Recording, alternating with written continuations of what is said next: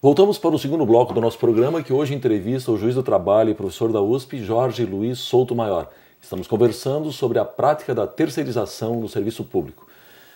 E, juiz Souto Maior, como fica a questão da competência para tratar da responsabilidade de um ente público federal pelos direitos de um terceirizado seletista? Justiça do Trabalho ou Justiça Federal? Sempre Justiça do Trabalho, né? Do ponto de vista constitucional, a competência é determinada pela matéria. E envolvendo trabalho, a competência é da Justiça do Trabalho e não há deslocamento de competência pela participação de um ente federal como responsável, eventualmente, né, subsidiário dos direitos trabalhistas. Então, a competência da Justiça do Trabalho, como é também a Justiça do Trabalho, ela própria, inclusive, julga os conflitos de terceirizados, dos seus próprios terceirizados, digamos assim, declarando eventualmente a sua própria responsabilidade subsidiária em determinados casos, dependendo do entendimento do juiz. Mas a competência é sempre da Justiça do Trabalho.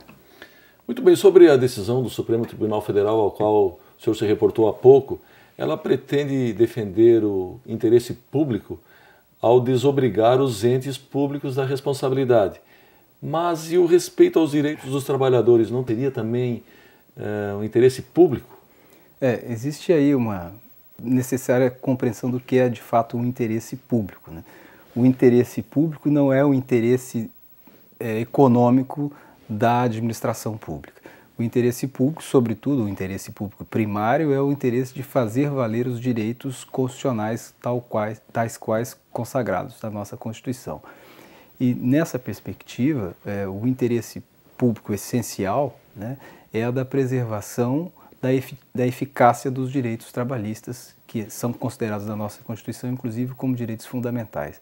Então, essa lógica da ADC, né, 16, da Ação Direta de Constitucionalidade, que tenha sido dado na perspectiva da defesa do interesse público, de fato não se trata da defesa do interesse público, e sim da defesa econômica de entes da administração pública.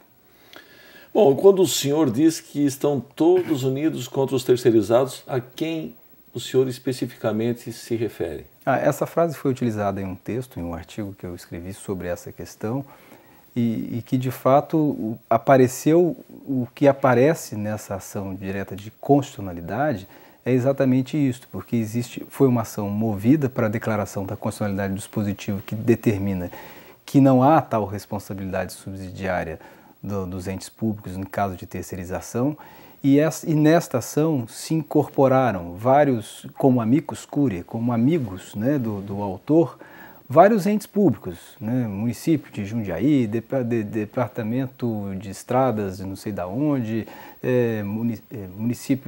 municípios, ou seja, vários entes públicos se incorporaram a este processo como amigos do autor, pedindo também a declaração da constitucionalidade. Aí eu usei esse mapa, são todos unidos contra o terceirizado, né? E foi de fato o que apareceu e o que o judiciário acabou se incorporando a esse todos na medida em que acatou a tese. Bom, em tese, nenhum tribunal, e especialmente o Supremo Tribunal Federal, deveria estar imune, né, a esse tipo de clamor, muitas vezes que vem da imprensa, outras vezes da opinião pública, no caso que o senhor se reportou há pouco, de um conjunto de entes públicos que torcia, digamos, para o mesmo resultado. O senhor acha que de alguma maneira isso pode ter influenciado a decisão do Supremo? Acho difícil, acho que o Supremo não se influencia, os membros do Supremo Tribunal Federal não se influenciam por esses aspectos políticos e econômicos, não são de fato pessoas que se submetam a um tipo de influência nesse sentido.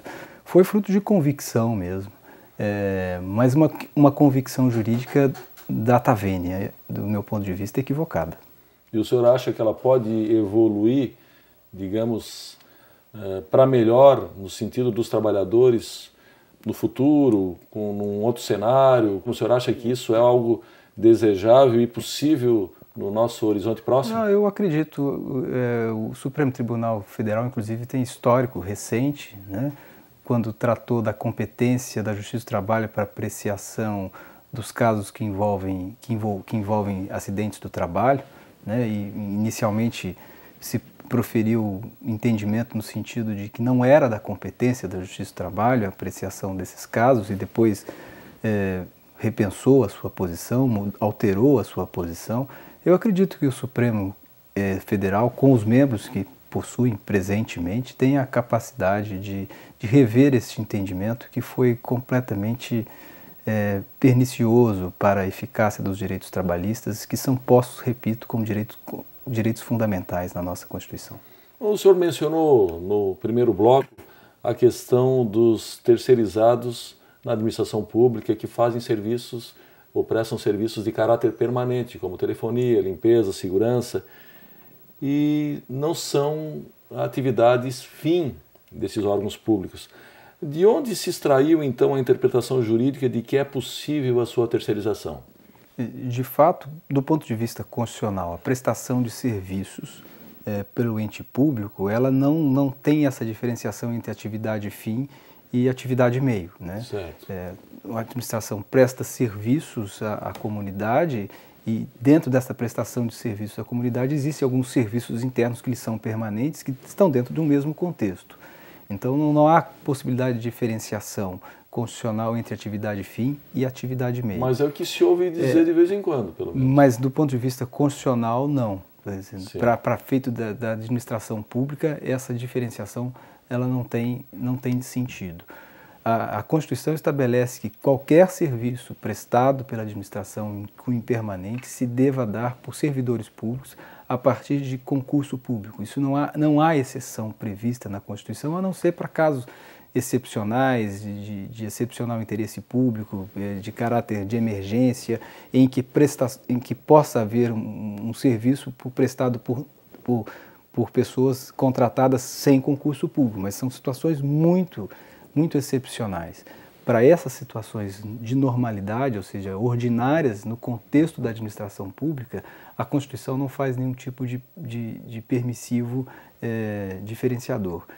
O concurso público, inclusive, é uma conquista histórica da sociedade, é uma conquista importantíssima que desconfigura a ideia de um administrador público que encara a administração na perspectiva do seu interesse particular, ou seja, é a despersonificação do administrador no que se refere à contratação de pessoas.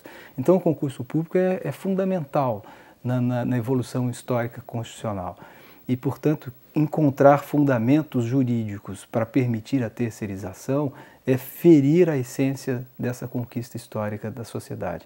Evidente que nós já tivemos exemplos, né, como eu estava falando, do decreto 200 de 1967, que assim permitia, né, a prestação de serviços de limpeza e depois de vigilância por meio de terceirização, mas isso não tem respaldo na atual Constituição e, portanto, nem este decreto e nem qualquer outra lei, seja a Lei 8.666 ou qualquer outra que vier, pode permitir a existência deste fenômeno de forma a contrariar a Constituição, porque a Constituição prevalece sobre qualquer outro fundamento jurídico. Tá certo. Bom, juiz Souto Maior, nós precisamos chamar mais um intervalo, nós voltamos em seguida, só um instante.